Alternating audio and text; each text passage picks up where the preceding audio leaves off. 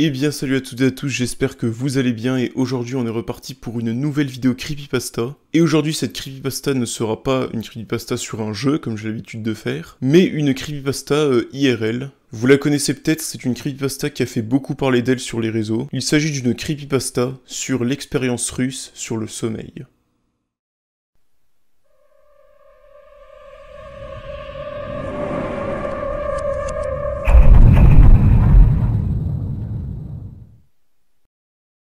Cette histoire commence durant la fin des années 1940. Des chercheurs russes avaient mis au point un gaz basé sur des stimulants, et c'était un gaz qui permettait de garder des gens éveillés jour et nuit. Le but de leur expérience était de garder 5 personnes pendant une période de 1 mois, tous les 5 enfermés dans la même chambre, et du coup de les garder éveillés grâce au gaz. Les chercheurs devaient les surveiller eux ainsi que leur oxygène, parce que le gaz devenait toxique à une concentration assez élevée. Vu que cette histoire se passe en 1940, les caméras de surveillance n'existaient pas encore à l'époque, donc ce que les chercheurs avaient pour les surveiller étaient des microphones et des hublots qui avaient des fenêtres de 10 cm d'épaisseur. Dans la pièce où les sujets étaient enfermés, il y avait du coup de la nourriture, de l'eau, des lits, des toilettes et des livres pour passer le temps. Au début de cette période, durant les 5 premiers jours, tout se passait bien. Il arrivait parfois aux sujets de se plaindre et de vouloir sortir, mais ça arrivait rarement, vu que les chercheurs leur promettaient qu'ils seraient libres s'ils acceptaient de subir le test. Leurs conversations et leurs activités étaient également surveillées, et bizarrement à partir du 4e jour, les sujets commençaient à parler d'incidents traumatisants qu'ils avaient subis dans leur passé, et même leur manière de parler avait l'air sombre. Au bout du 5e jour, les sujets se sont mis à montrer des signes de paranoïa sévère. Ils ne se parlaient plus entre eux, mais à la place ils parlaient bizarrement dans les microphones, ou alors ils parlaient au hublot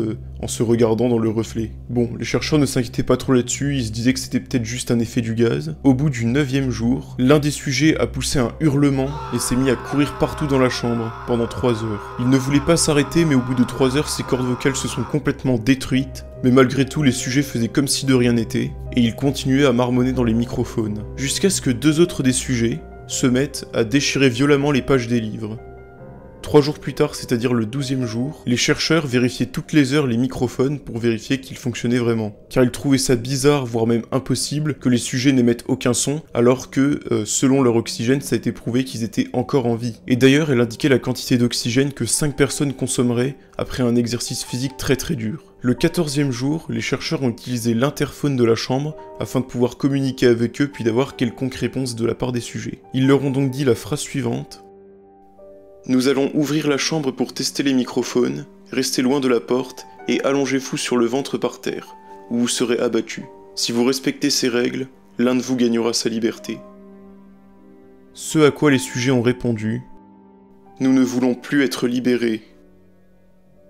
Les chercheurs furent grandement étonnés, et après une longue discussion et après qu'ils se soient tous mis d'accord, ils ont décidé que la porte serait ouverte à minuit le 15e jour. Le 15e jour arrive, la chambre a été vidée du gaz et a été remplacée par de l'air frais, et c'est là que 3 sujets se sont mis à supplier à genoux de leur remettre le gaz. Des soldats experts ont donc été envoyés à l'intérieur de la chambre afin de les retrouver. Les sujets se sont mis à hurler de toute leur force, et les soldats ont fait de même quand ils ont vu le désastre. L'un des 5 sujets a été retrouvé mort.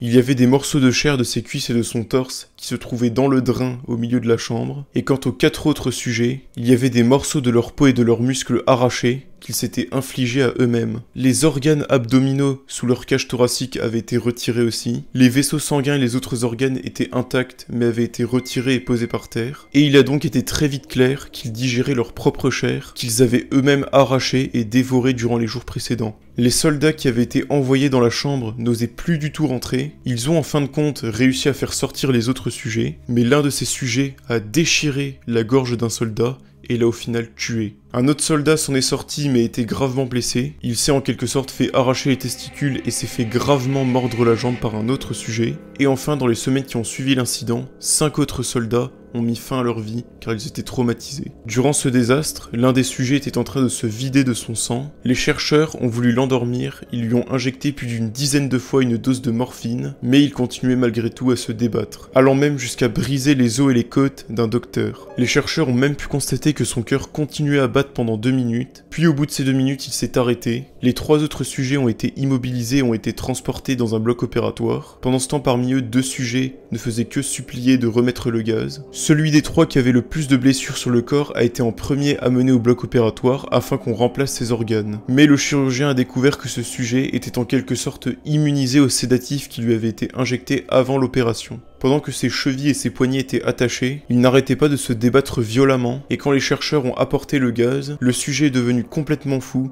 tellement qu'il a réussi à déchirer le bandeau de cuir de 10 cm d'épaisseur qui était attaché à son poignet. Et ce, malgré qu'un soldat essayait également de lui tenir le poignet pour l'immobiliser. Au final, une dose assez supérieure à la normale a été suffisante pour l'endormir, et à la seconde où ses paupières se sont fermées, son cœur s'est arrêté. Les chercheurs ont pu constater que ses muscles étaient déchiquetés et que 9 de ses os se sont déchirés quand il s'est battu avec les autres sujets ou les soldats. Quant aux 2 autres sujets, l'un d'eux voulait supplier et protester contre l'opération. Malheureusement, c'était lui le premier du groupe qui avait commencé à hurler. Il avait donc les cordes vocales complètement détruites. Du coup, pour supplier, il ne faisait que bouger sa tête et se débattre dans tous les sens. L'un des chercheurs a donc suggéré de l'opérer mais sans anesthésie, ce à quoi le sujet a finalement accepté. Et durant l'opération qui a duré 6 heures, le sujet n'a pas réagi d'un poil. Au bout de ces 6 heures, le chirurgien a finalement fini son opération et le sujet s'est mis à siffler et à continuer à se débattre. Le chirurgien a supposé qu'il souhaitait s'exprimer, il a donc demandé à ce qu'on lui apporte un crayon et un calepin afin qu'il puisse écrire son message. Et le sujet a écrit la phrase suivante: « Continuez à couper ». Les 2 autres sujets ont subi la même opération et également sans anesthésie, mais à la place, ils se sont fait injecter un paralysant, car le chirurgien n'arrivait pas à faire son opération parce que les sujets riaient. Et les sujets ne pouvaient donc que regarder. Une fois que l'effet du paralysant s'est arrêté, les sujets ont tenté de s'échapper le plus rapidement possible et ont recommencé à supplier pour avoir le gaz. Les chercheurs ont voulu demander aux sujets pourquoi ils s'infligeaient toutes ces blessures, pourquoi ils se donnaient autant de mal, et pourquoi ils ne font que supplier d'avoir le gaz. Ce à quoi l'un des sujets a répondu: « Je dois rester éveillé. » Bon, les chercheurs ont été les remettre dans la chambre et se sont mis à réfléchir à ce qu'ils allaient faire d'eux. L'un des chercheurs a d'abord eu l'idée de les euthanasier, mais l'officier commandant n'était absolument pas d'accord et a préféré qu'on les remette dans le gaz pour savoir ce qu'ils allaient faire. Aucun chercheur n'a été d'accord avec ça, mais leurs avis ont été ignorés. Les sujets ont donc été ramenés dans la chambre et ont été remis sous le gaz, mais cette fois-ci ils ont tous été connectés à un moniteur électroencéphalographique, une machine ayant recours à des détecteurs et des électrodes qui sont fixés à la tête des sujets et qu'on relie par des fils à un ordinateur. Une fois remis dans le gaz, ils ont tous les 3 arrêté de se débattre, et leurs ondes cérébrales étaient normales la plupart du temps, mais à des moments il arrivait que la ligne soit simplement droite. Mais là ça arrivait à plusieurs reprises, comme s'il mourait plusieurs fois. L'un des sujets s'est finalement endormi, et à la seconde où il a fermé les paupières, son cœur s'est arrêté. Il ne restait donc que 2 sujets. L'un des 2 sujets arrivait encore à parler, et s'est mis à crier pour être scellé. Ses ondes cérébrales étaient exactement les mêmes que celui qui est mort après s'être endormi, c'est-à-dire une ligne droite, et l'officier commandant a donc donné l'ordre de sceller la chambre avec les 2 sujets, ainsi que 3 chercheurs. L'un des 3 chercheurs qui a été sélectionné n'a pas du tout été d'accord sur ce point, il a donc sorti son revolver, et... il a tiré une balle pile entre les 2 yeux du commandant. Il s'est également retourné contre le sujet qui était muet, et lui a aussi tiré une balle exactement au même endroit. Il a ensuite pointé son arme vers le dernier sujet qui était encore vivant. Les autres chercheurs et l'équipe médicale se sont mis à fuir le plus rapidement possible, et ce chercheur complètement fou a dit la phrase suivante: « Je ne me laisserai pas enfermer là-dedans avec ces choses, pas avec vous. Qu'est-ce que vous êtes? Je dois le savoir. » Il s'apprêtait à tirer, mais le dernier sujet lui a souri et lui a répondu: « Est-ce que vous avez oublié si facilement? Nous sommes vous. Nous sommes la folie qui est cachée dans chacune d'entre vous, suppliant d'être libérée à tout moment dans votre esprit animal. Nous sommes ce dont vous vous cachez toutes les nuits dans vos lits. Nous sommes ce que vous réduisez au silence et à la paralysie lorsque vous rejoignez le paradis nocturne que nous pouvons fouler. » Le chercheur a visé le cœur du sujet et... le sujet était en train d'agoniser, mais il a eu le temps de prononcer ces derniers mots. « Si près d'être libre. »